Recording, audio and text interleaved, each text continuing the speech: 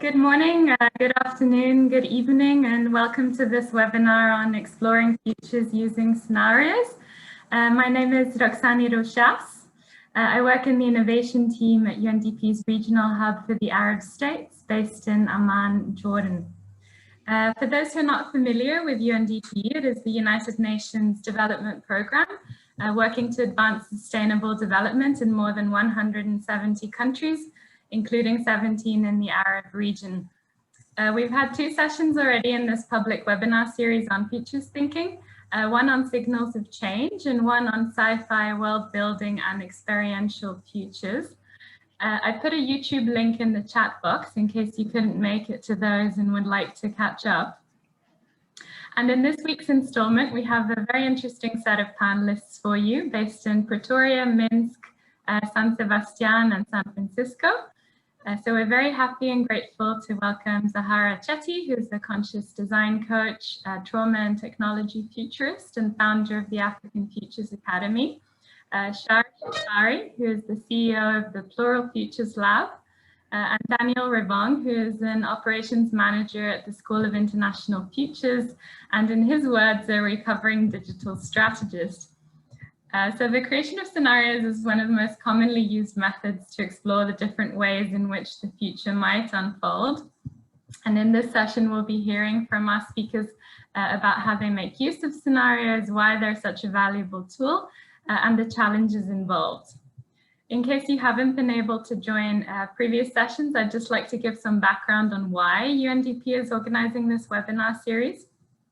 So partly motivated by COVID-19, we've been upping our futures thinking and foresight activities this year, regionally and globally, in recognition of the growing necessity of cultivating long-termism.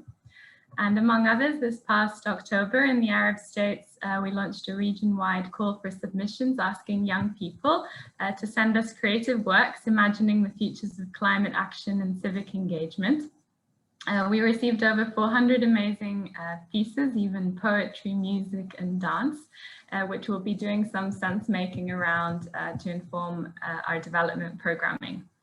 We also selected 32 young people from 15 countries in the region to participate in a 7-week fellowship program that is supporting them to develop action plans for participatory futures engagements in their own communities. So this webinar series, which is running in parallel to the fellowship program, is a way of engaging the fellows, but also all of you in conversations with leading futurists from around the world. We do have one more webinar coming up next week on storytelling, so do stay tuned for that. And we're also very excited to be running a session at the UNESCO Futures Literacy Summit this Saturday, 12th of December. You're very welcome to join for what will be a participatory futures gaming session with the fellows. So I'll be putting the registration link for that in the chat box in a minute. But now let me hand over to our moderator, Dr. John Sweeney, who will by now be a familiar face if you've joined previous webinar sessions. John is working with us on the Youth Futures Fellowship. He's an award-winning author, designer, and futurist. And among many titles, he serves as the Foresight Advisor for Interpol. And he's also a senior research fellow and visiting professor at Westminster International in Tashkent, Uzbekistan. Thanks again for joining us, and I hope you'll enjoy the next hour. Do put your questions for him and the panelists in the Q&A box rather than in the chat box. And with that, John, over to you. Great, thanks so much, Roxani. I couldn't be more excited for this session and plan to not speak very much so I can listen and learn from the amazing group of practitioners that we've brought together. As Roxani mentioned just briefly, scenarios are really at the heart of futures and really the lifeblood of a practice, of course, for thinking about the future, but also, of course, trying to bring it back to decision making and the present and actions that we can take today. So I'm really excited to hear from them and their experience. We're going to try to keep it quite conversational. So please, for all of our fellows and all of our participants, please put your questions in. We'd love to hear any questions you might have about this critical approach. And without further ado, we'll get started. So Shar, you have woken up very early.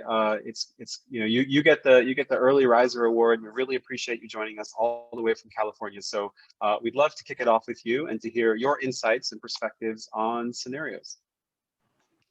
Fantastic. Thank you so much. Good morning to those of you who are on my coast, and good afternoon and good evening to everyone else. My name is Shar Shahfari. I am the CEO and Director of Strategy and Foresight at Plural Futures Lab. It's a small boutique organizational design and foresight agency. My role essentially at Plural is about reimagining and creating better infrastructures and governances and processes and systems and policies that are ideally democratic, equitable, and inclusive. And that's a part of that is really something that I truly care about. Those are the values that I would like to bring into the future, or at least try to flourish moving into the future. And I think a lot of the work that is done around futures thinking has to ultimately, we all have to sort of look internally a little bit to understand who we are and what kind of future individually we imagine, and then we think about the collective. So that's sort of the philosophy that we have at Plural. We do the work that we do by combining human-centered design, strategic foresight, and systems thinking, because we believe that the user always has to be involved in whatever future we design. We have to understand what the user wants. We need to be able to think, train those muscles in our minds to think more critically about the future. And we use systems thinking to help us understand the ripple effects of the decisions that we make, or how those decisions are going to be impacting the decisions after that. And we'll talk a little bit about that later. But I think what I want to highlight or start first is that the bulk of my work is really interacting with decision makers and convincing them to do two things. One is think differently about the future, and the other one is to put the user at the center of what they do, which I just spoke about. And I think and in the workplace, those users would be considered employees, and in government, those users are the rest of us, the constituents. And the former is much harder than the latter. So it's a lot harder to get people to think differently about the future and to then think about how things will turn out, but scenarios are a great way to help us do that. We use scenarios to help us tell informed stories about the future of that specific organization, and it could be a company, it could be a government agency, it could be a small, nonprofit. It doesn't matter. Our approach is really agnostic. Futures work is really, industry agnostic. And so we want to identify the ecosystem that this organization will be existing in the future. So taking a system levels approach to thinking about the future. But the challenge with that is the future doesn't exist. So when I'm talking to decision makers, they like facts, they like concrete answers. So they, when typically they do forecasting work, which really comes from a lot of data that is then synthesized into a specific point of, guessing what's going to happen next based on facts. Now, talking to a CEO or a CFO and trying to explain to them that that's not how futures work is really difficult, because when you really think about it, we have a lot of data about the past. We have history books, we have records that tell a story about the past, but there's no real data about the future. We have nothing. So we have to speculate. And it's really important that we do that with very informed perspectives. So what we usually do is we bring a group of people from various levels and functions of the organization, along with the quote unquote users or other stakeholders, to help us sift through some of the past data, some of the, synthesize the trends and signals that we have, understand the directionality of drivers of change, recognize what, critical uncertainties there are for us to prioritize, and then we analyze short and long-term implications that will then impact this ecosystem as a whole. We can't really have a very narrow perspective on what the future is going to hold. We can't just look at, for example, education or healthcare. We really have to understand how, for example, policy will impact healthcare, how healthcare decisions will impact education. So we really have to begin to connect dots. And once you're able to do that, your audience begins to pay attention, because we all know that that's how the world works, but we don't actually specifically think about it in those terms. So then once we've, narrowed down what those points of critical uncertainty are, I prefer the 2x2 method. And we use the 2x2 method to then identify what those alternative futures are. And then we also develop a very clear plan or vision for what the preferred future, what is your ideal vision? Where do you want to be in, 5 to 10 years, 5 to 15 years, whatever that range is that the organization is looking to think about. We then use those different scenarios to help them make decisions about today. So what's going to happen in the future? How do we need to plan to get to our ideal future, but also being mindful and anticipating the pitfalls, the opportunities, the risks that are going to be coming our way. So we'll create for each one of those scenarios, and I think perhaps I'm going too much into detail, but for each one of the scenarios, we identify a list of what these challenges are. We identify what those opportunities are, and then we create a plan for just in case this happens, we're prepared for it. So futures work is really all about anticipation and preparation. And then for the ideal future, we use a tool called backcasting. Then we take that future vision, that scenario that is our ideal future, and we map it back to the present to make sure that we are covering every single action plan that needs to get done, while being mindful that there are all these different risks and challenges that might come our way, and we do not want to be unprepared for those. So I'm sorry, if you guys hear my cat in the background, they're very vocal. I apologize. I really can't control them. So some of the things that I do to help my audience to get into that mindset is by asking them specific questions. So one of my favorite questions is, like, right off the bat, I'll say, let's say we're thinking about in 10 years, a future in 10 years, right? So I'll say, if you guys have children or nieces and nephews, how old will they be then, right? So if they have children that are about 10 and in 10 years are going to be 20, that automatically shifts the way that they place themselves in that future. They can then see a different world just because someone that they know is going to be completely different within that future. So some other questions we'll ask is, so for example, I worked with a really large tech company, and they wanted to look at the emotional well-being and productivity of their employees. And so after we completed a bunch of research and synthesis, we started kind of thinking about the scenarios. So like some of the questions that I asked them is like, what does the physical environment of that future look like for you? What are the values of this organization into the future? What do you stand for? Who are your participants that you are designing for? Who are your subjects?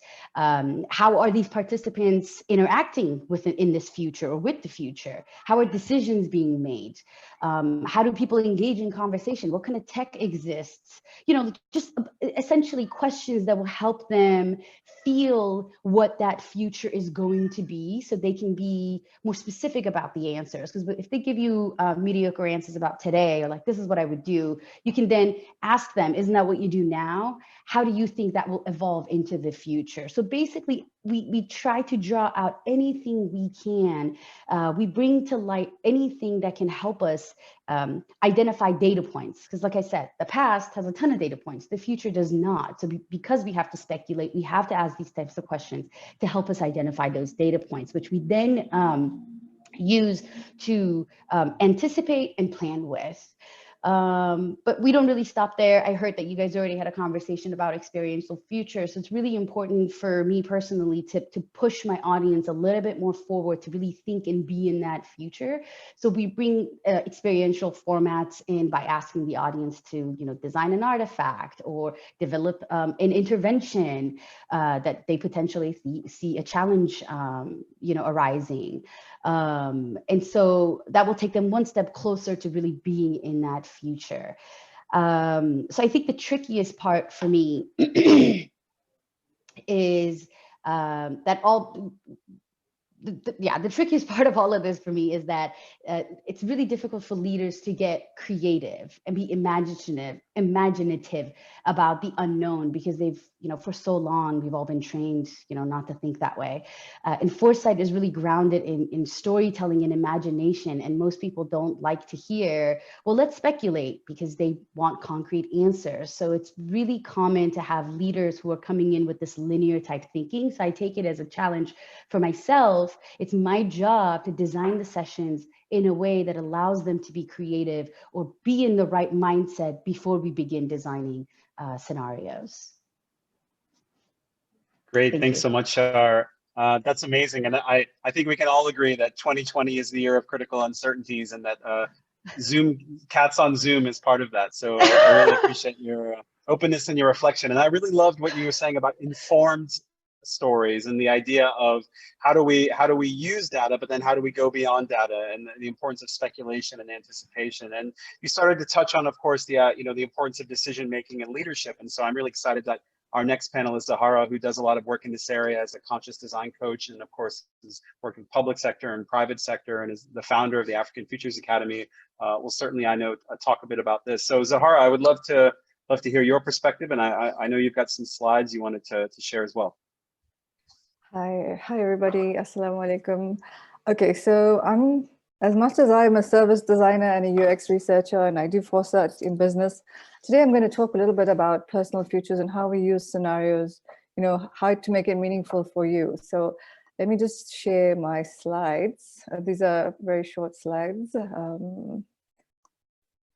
Okay, so basically, one of the biggest things that bugs me about being a futurist is that people are always waiting for the future to happen. They think that it's already there, it's fully formed, and we just need to wait for things to happen. And they think that futurists are going to tell them all the things that are going to happen. And for the most part, they don't believe that they have a role in making this future happen.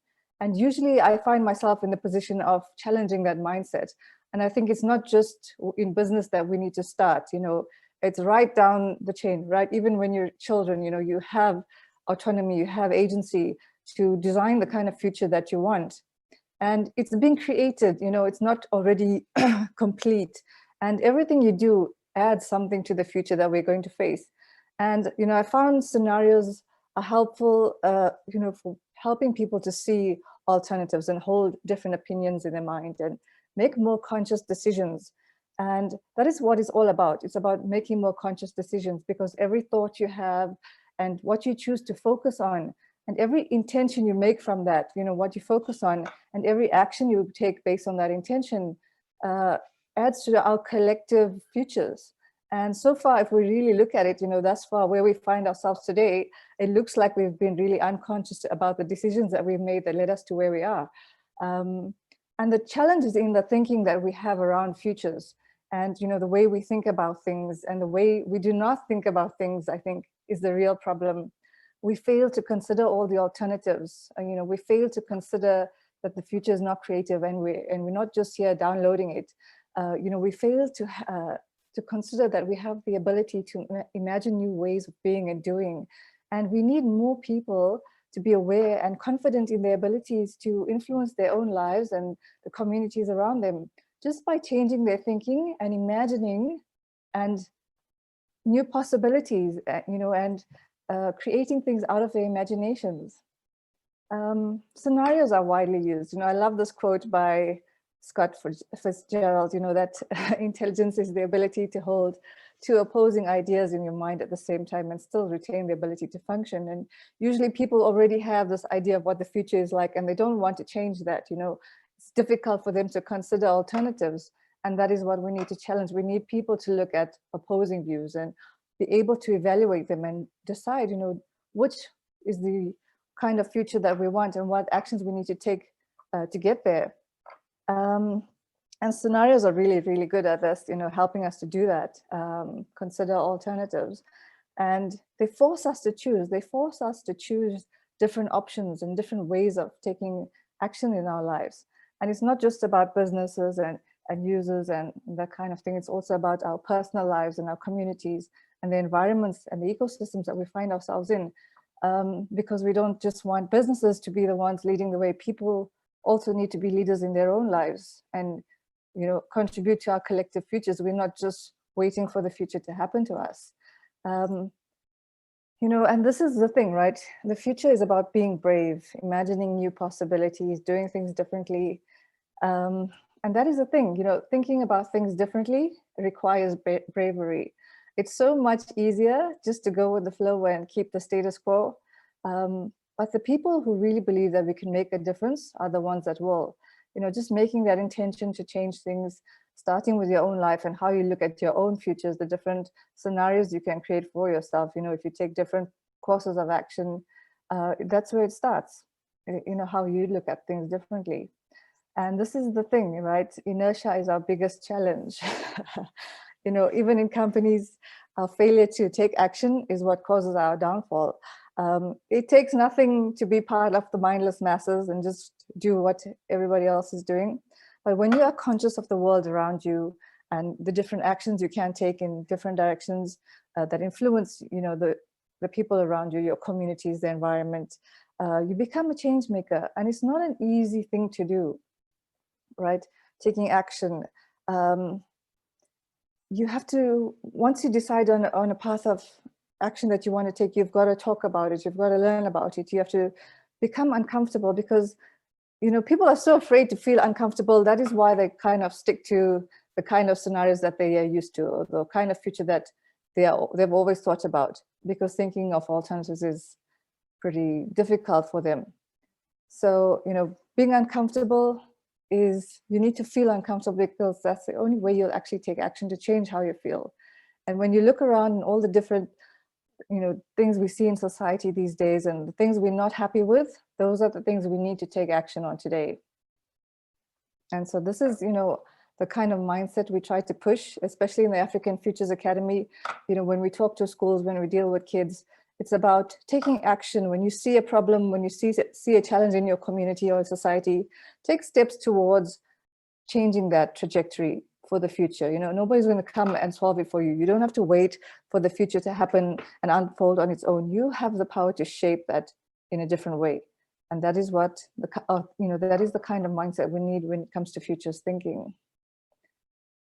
And I think that is like the biggest challenge that we've had, you know, allowing people to think, or getting people to think that they have agency and they need to change the way they act. Thanks so much, Zahara. I love the focus on agency and bringing it back to a personal level. I think it's something that, again, we talk a lot about organizations, and of course we see the value and the importance, but actually there's so much value in us seeing the opportunity, like you said, to get uncomfortable and to shift mindsets. And so, you know, as a way to build more confidence in how we are able to take decisions, I think it's an amazing perspective. And I love the idea that we have to really try to get uncomfortable, and scenarios, like you said, are a great way to do that.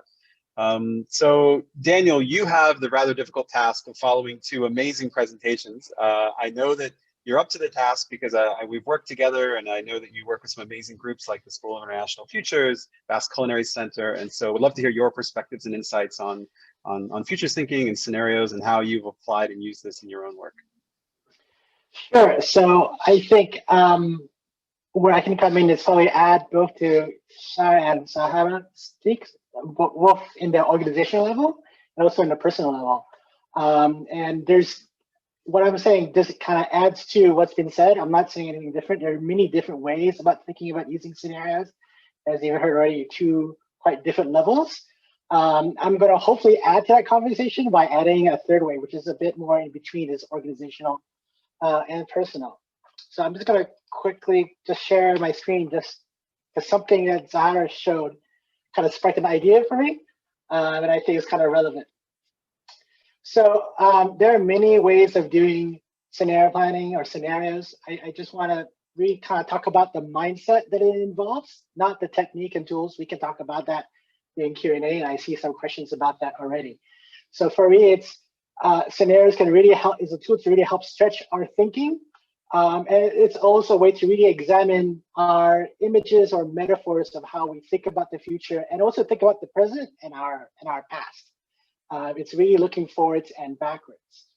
So kind of expanding on that, you know, when you do the future of cities, for example, this is a very famous example that I think everyone here knows when it comes to Foresight. But when you do future cities on a Google image search, it always tends to be tall buildings made of glass and concrete and lots of parks. Like that's the future of cities. And really, when you think about the use of scenarios, is like, okay, that is one particular way of thinking about the future. Maybe that's your dominant view, maybe that's your favorite view or your organization's view. But what else is there beyond that? What others can we play with? Can we talk about not about the buildings and the parks, but talk about the people who live there? Perhaps it's affordable housing for all. Perhaps it's cities that are safe for all types of people, genders, different physical abilities, different types of bodies. So no matter if you have certain disabilities or what gender you are, you feel safe living in a city, right? So scenarios invite you to, okay, respect what is the dominant view, but also explore what other views are possible. So, and also it helps as a way to sort of play and integrate different images of the future. Perhaps in your organization, there is that very strong image of the future, that the future of cities means skyscrapers, tall buildings, greenery, glass and concrete and drones. Like it has to have drones, it has to have tall buildings. That's the future of cities. But when you look at scenarios, you're able to look inside yourself, inside your past histories and community, and say, okay, what are we leaving behind when we built this? And perhaps instead of leaving it behind, we can integrate it. So a common thing, for example, in Singapore or Malaysia, is this idea of the village spirit. That yes, now we've built all the tall buildings, and if you visited Singapore or Kuala Lumpur, there's amazing tall glass buildings. But what about the people? What about the community? So, for example, in Singapore and Malaysia, there's this idea of like, we do want these symbols of modern life, which is large shopping malls, large glass buildings, but also we want to take something from our past that we value, which is the sense of community, the sense of belongingness. So I think that's one area. One way that scenarios can help you play around with the different images of the future. The other part is, another example I want to talk about is looking at the Boscano Center. Now, I wasn't involved with this, but I think it's a very good example of the power of scenarios. And one of it is, for them, they look at 5 different archetypes of COVID scenarios, looking 5 years ahead, 5-10 years ahead. And it was a useful way of breaking the organizational thinking. Back in March and April, there was this dominant thinking like, oh, the pandemic, that's just Asia. In Europe, we have the best hospitals. Like, this is not going to happen. This will be over in the summer. Like, yes, that's an Asian problem. That's not a European problem. The pandemic is the other countries do that. So what happened with the scenario development is like, okay, that's one way of looking at it. Perhaps, kind of business will return to normal. How about thinking about transformative? How about thinking about a collapse scenario or economic decline?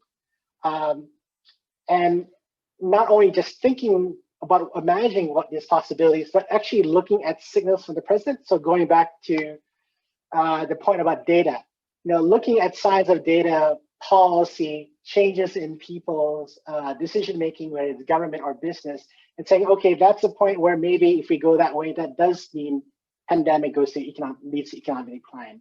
Maybe this is a data point of transformation. There are new policies are going to develop to support a completely different type of future post-COVID.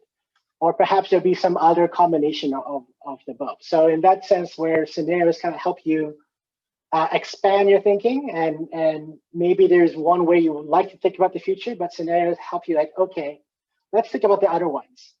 And for these other ones, can we see little threads that point from today to that possible future? Because we do not know what the future will be, but we're an active force in it. We could help shape it, and we can see things today that can lead us to these different paths.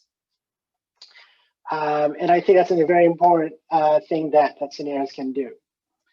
The other thing that's, I think, very important when developing scenarios is that even if we're just talking about a technology scenario or a very like spiritual scenario, one based on values, is to really deepen it and look across all the possible changes on a social level, ecological level, political values, political changes, perhaps value changes, economic shifts of power, etc. So scenarios should tell a story, but it can actually be quite a deep story and an immersive story.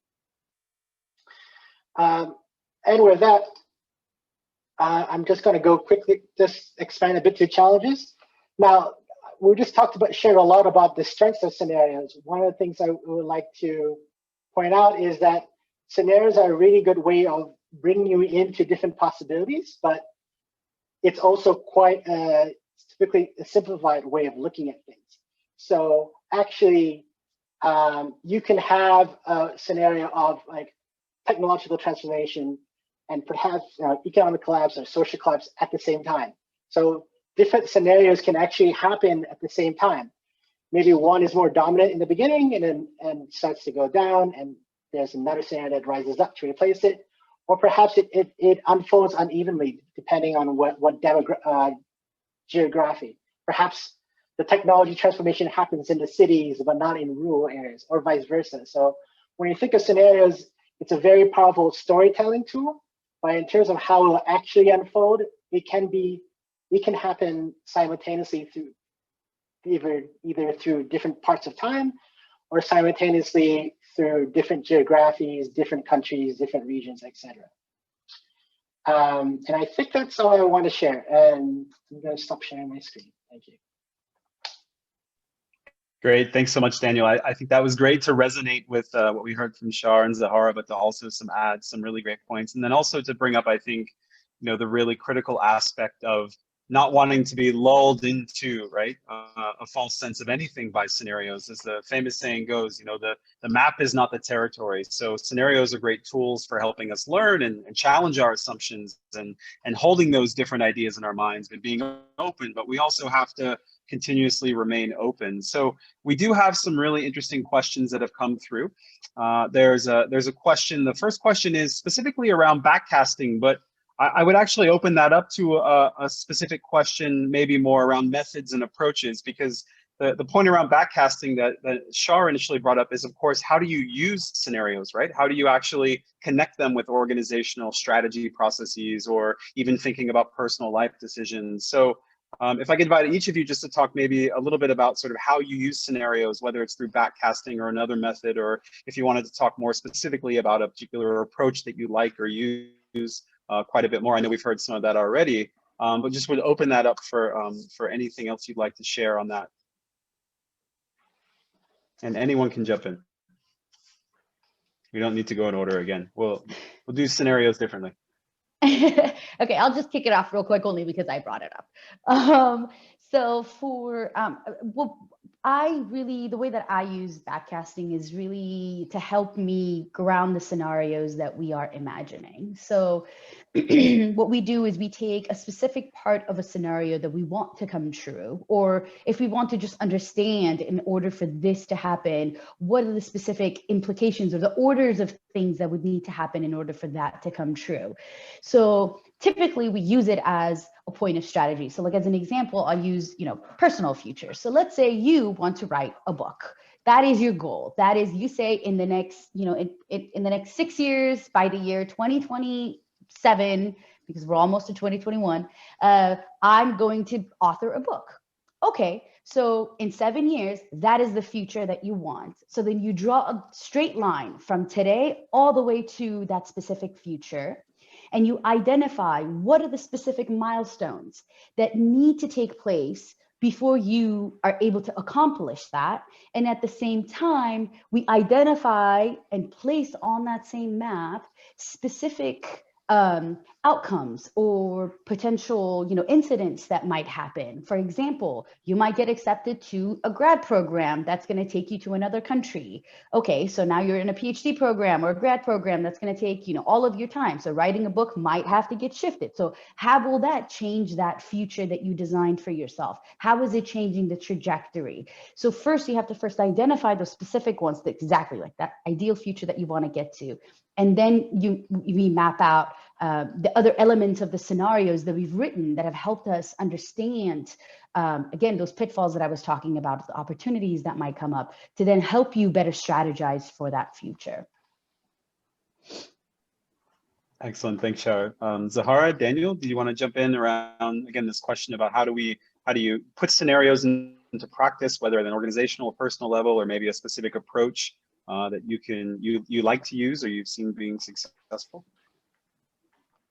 For myself, I think, when I deal with the kids a lot, especially, when it comes around futures thinking and personal futures, it's more like a coaching session, when they have these certain eventualities or scenarios that they want to happen in their lives.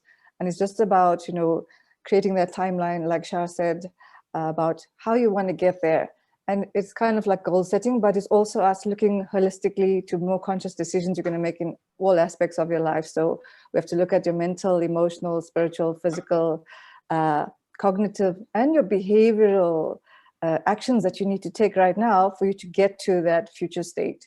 So, so it's a very holistic way of looking at how you're going to create that future and the steps you need to take and the things you need to do right now for yourself to become who you want to become in the future. I think just to add to that, it's always, when you're looking at organizational perspective, I think a lot of what Zahara just said still makes sense and still applies. Another thing is like to look at the ecosystem. So look at, well, I guess personal will be your friendship and network and organization, but same thing within an organization, you look at potential partners, potential funders, et cetera, and like where would be appropriate. Maybe there's a great partnership you have now or a partner you have now, but they would really be fantastic when a certain decision has been made, or maybe not today, but in 3 years when you are at a certain stage within your scenario, then it makes sense to reach out. And it also connects back to using scenarios as kind of like potential signposts. So, maybe you have 3 or 4 scenarios and you're like, you know what, I'm going to choose or try to make number 1 happen, the first one happen. That's my preferred one. But then as you go along your journey, you get a little signs like, oh, actually, you know what, I might be veering to the right. I might be going to the left, or this thing might be coming towards me, a scenario I don't want that's happening. And therefore, it's going back to what John's saying, it's a map. It's not necessarily the whole terrain, but it helps you understand where you're at and if you're going towards the right direction, or maybe certain things are coming towards you. So it's very helpful in that way as a guide and as a wayfinding system. Yeah, and I think this conversation is interesting because it raises a question that came up in the scenario session that we had with the fellows. And the question is something that I think haunts a lot of scenarios. Oh, there's a cat. Okay, we have our first Zoom cat sighting. And the question really has to do with this kind of tension between, basing scenarios on signals, right? Things that we can sense, things that we can, potentially spot, versus this dynamic of kind of, how crazy, how creative do we get with scenarios? And if we're using a method that forces us to look at different things like an archetypal approach, or if we're looking at a critical uncertainty method where we're looking and building based on extremes, things that we think are high impact, high uncertainty. I would love to hear from each of you, how important do you think it is that we push, to break inertia, to disturb the present? How intensive does that process need to be? How provocative should we be with our scenarios? And anyone can jump in, please. Let me start. I think for me, there's always 2 parts to an organization. One that is working on their current products and services. And usually here, we're not as wild as we want to be with scenarios. We just look at different eventualities just to test out if our strategies will work in different cases, how robust our strategies are.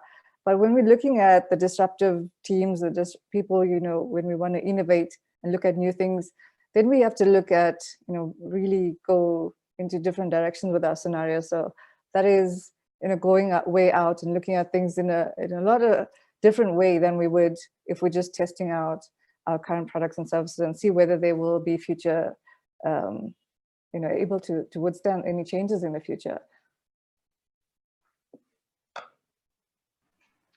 Yeah, I'd second what Zahara just said, because like I said, dealing with decision makers and leaders, they want more concrete information. So when we go wild with these scenarios, sometimes it's almost, they sort of rebel against it, right? Unless that information is something that's going to be publicized around an initiative that the organization is, so like external communication to the outside world.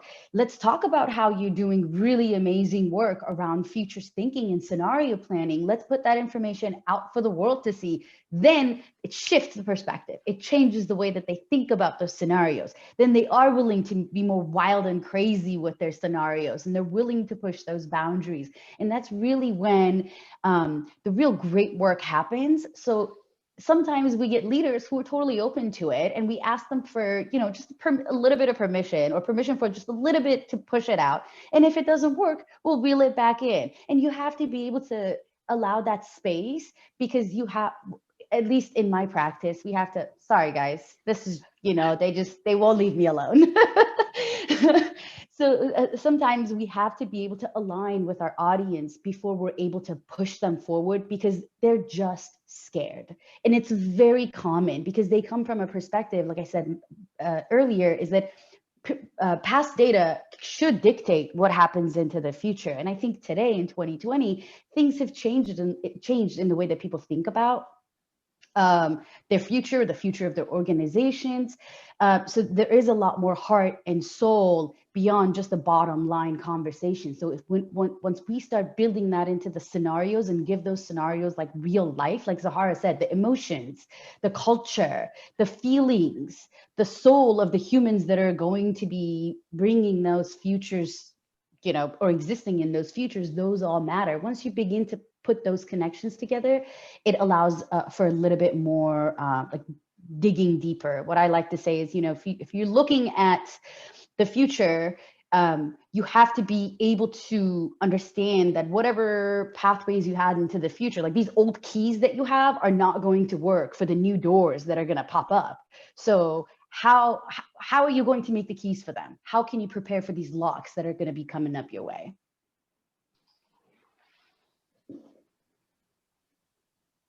If I could add to that, in terms of provocative futures or provocative scenarios, to add to that, there's also certain tools or approaches that you can take.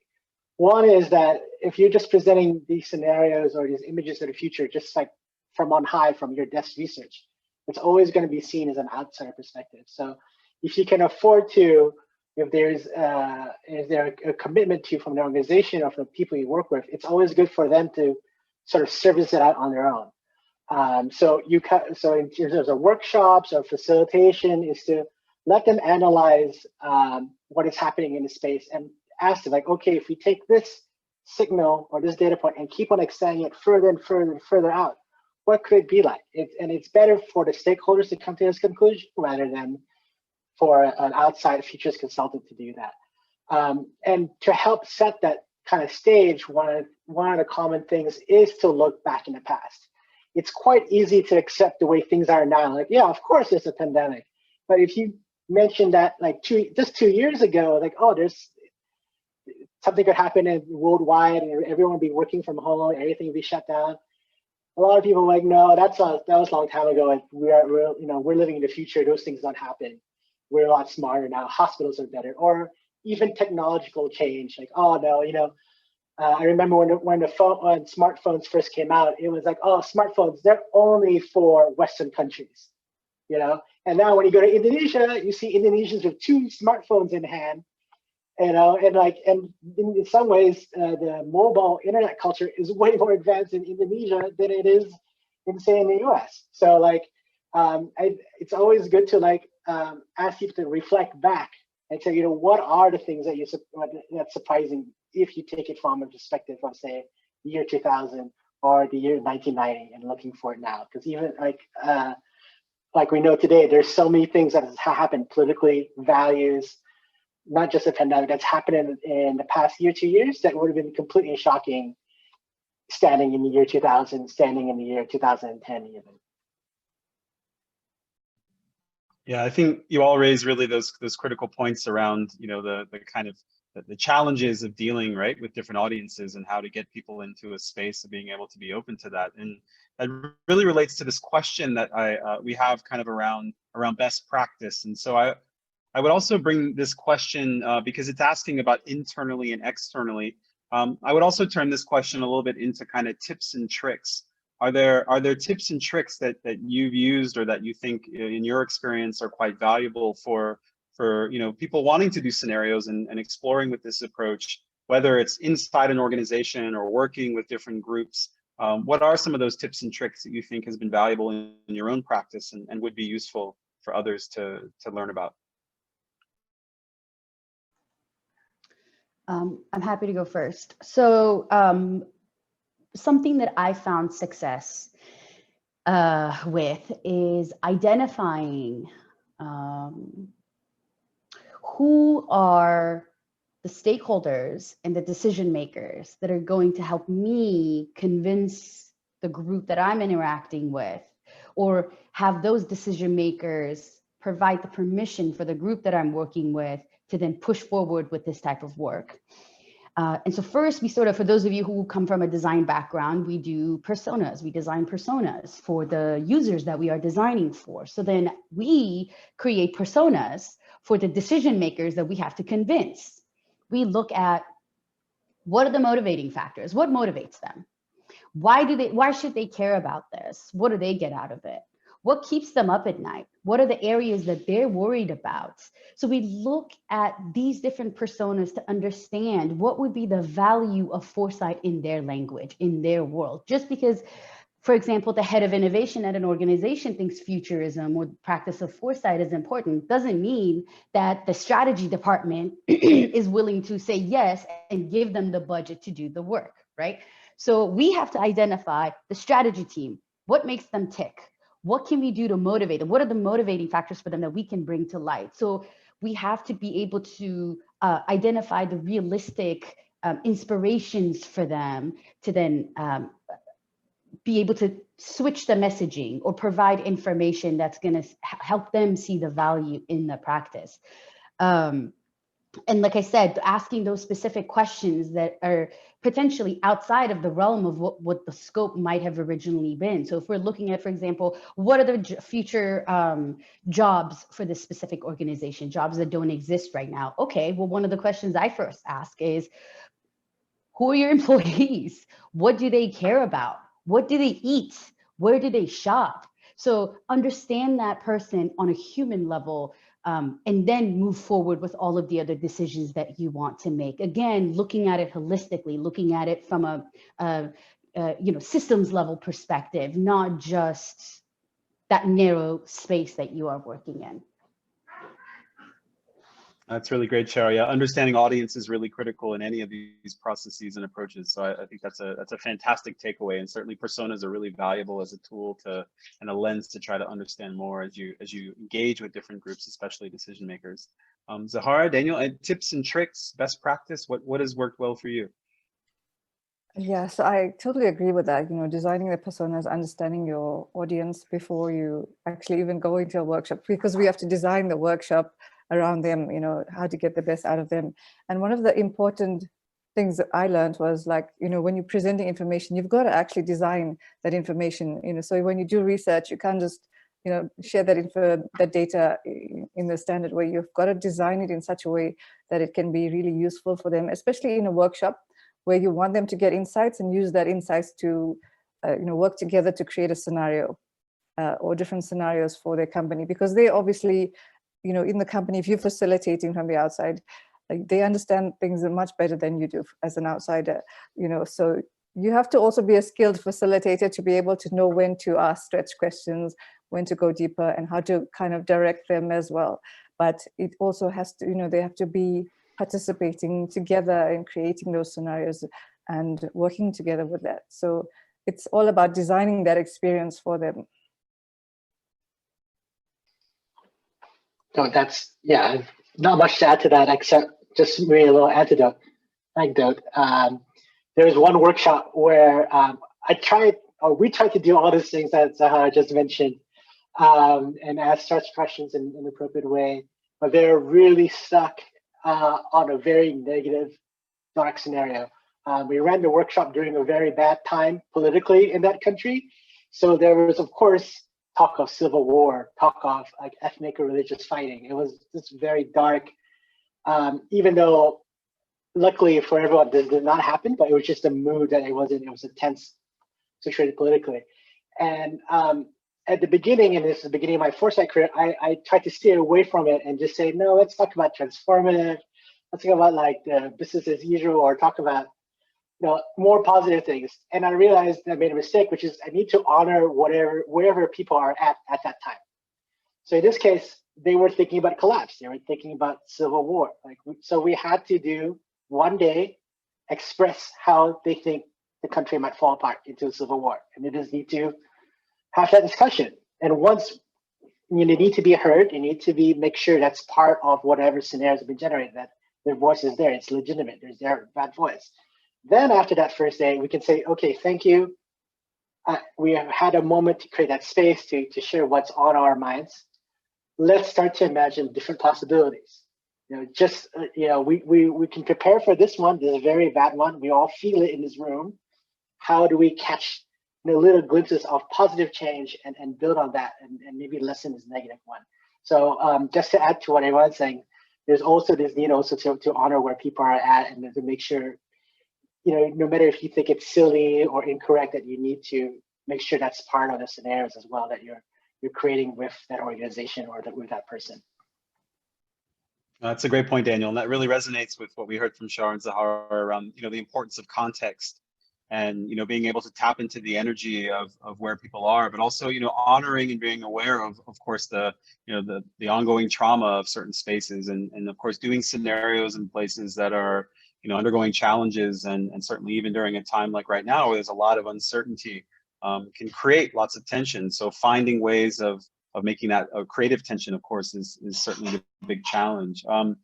We are running out of time, and we do have some awesome questions that have just come in. So I want to blend this question together. There's a really interesting question around what countries or organizations do you think are doing good futures thinking and are good examples and would be good to learn from? And I wanted to relate that also to a question around participatory scenario development, because of course more participatory approaches have started to emerge and become more critical, certainly in the past 10 years, but have also been a long part of futures and foresight for a number of decades. So would love to hear your thoughts about that. Are there specific organizations or countries that you think are doing a good job and that you look to, or examples that you draw from?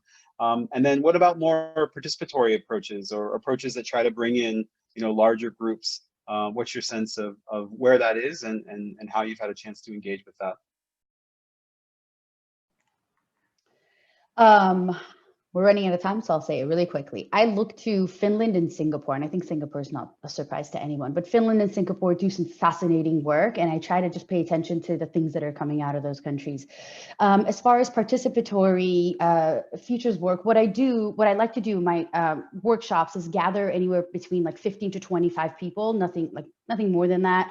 And we divide people up into groups of like 5 or 6, and each group will consist of different people from different levels or different stakeholders that are then like different perspectives around one table. And what happens is I give each table 2 sets of different critical uncertainties for them to then draw 2 by 2. So each group comes up with 4 different scenarios within those 2 different critical uncertainty points. And then another group will have 2 other data points. The other group will have another set of critical uncertainties. Then we overlap these scenarios. Then we have practices and activities where everyone shares. And then we overlap the different scenarios on top of one another to then again get a better understanding of, okay, why did you come up with this scenario? And what are the things that you were thinking about in developing that? And so thinking about the mindset, the thought process, and then the group discussions, it allows for a greater, more in-depth conversation of not just the futures, but also the perspectives that have contributed, the knowledge that exists within the room that one table might not have, that is now being shared by another group. I hope that made sense. I tried to say it really fast.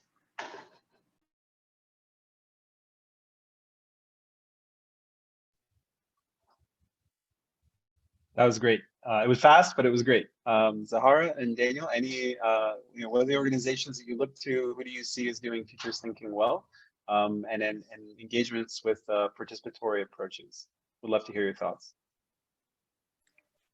So I'm at Accenture, and I think we're doing a lot of futures work with our clients, but also I think there's a lot of education around futures thinking and how that works and how that could benefit different companies, especially in developing countries, because they're still getting the hang of UX and customer experience. So futures thinking is a little bit further along the line than that. So yeah, we're getting there, but it's taking some real effort to get there.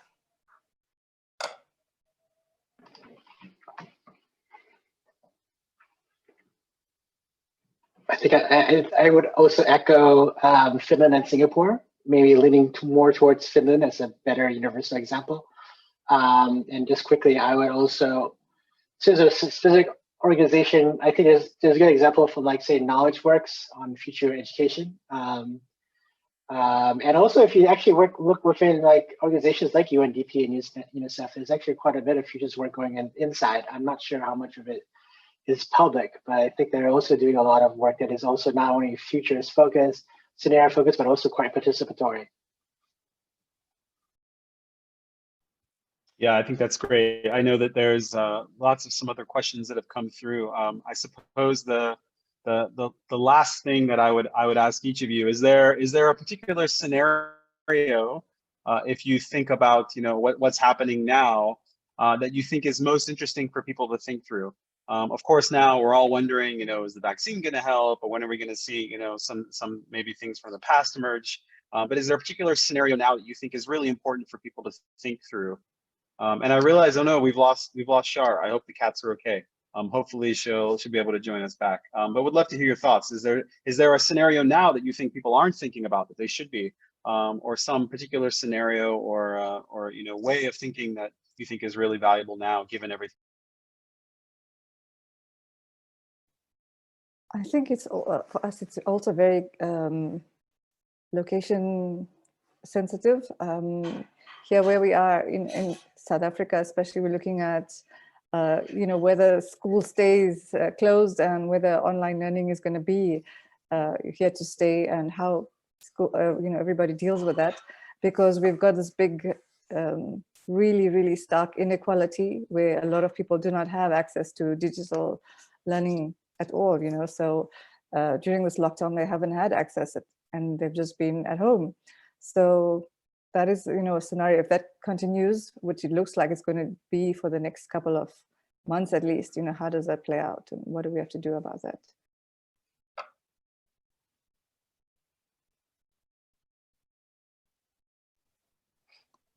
Daniel, you want to jump in? I think it's similar. I mean, it really depends on the geography looking at. I think it's also, even within countries, like I was mentioning earlier, presentation, you can see, transformational ones and collapse scenarios happening at the same time.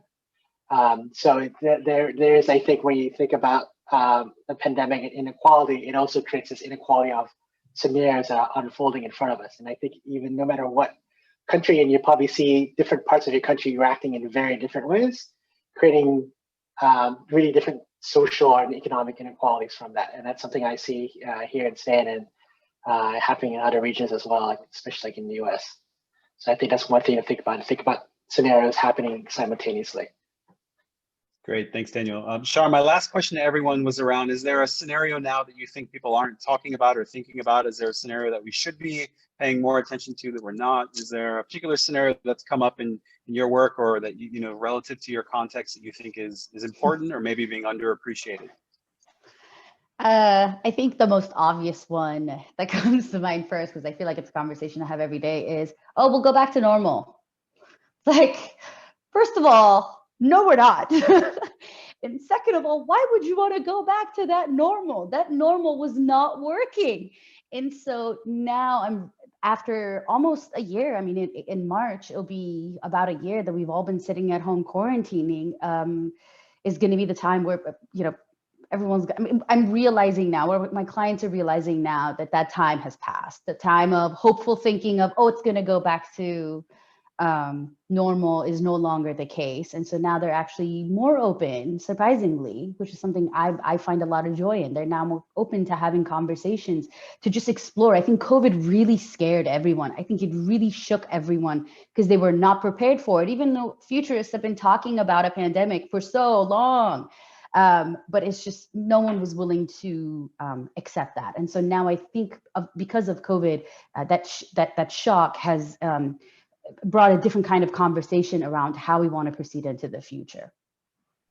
Yeah, that's a great point to end on. If we do have the opportunity to find some shining bright light out of this, of the crises, and of course it's being felt in different places in different ways, it is going to be the opportunity to shift our thinking, right? And you said, and not to go backwards, but to go forward. So if anything, I think actually this conversation is proof that we are going forwards. And so I want to thank each of you for contributing to that on behalf of the fellows. We're really excited to have you contribute to, of course, the learning and the conversation, and to be part of the Arab States Future Series. It's really exciting. And thank you so much for sharing all of your insights. Just as a reminder to everyone, we do have another session coming up. We'll announce details soon, focused on stories. And then you also have the opportunity, if you want to join us this weekend, to actually play a futures game with the fellows. So we've included the Eventbrite link there. We would love to have you join us. But thank you so much to Shar, Zahara, and Daniel for sharing your insights, for helping us bring greater learning, and again, creating a new opportunity for the future and not going back to the normal. So thanks so much, everyone. And we'll see you all next week for our story session. Thanks. Thanks, everyone. Bye. Yeah.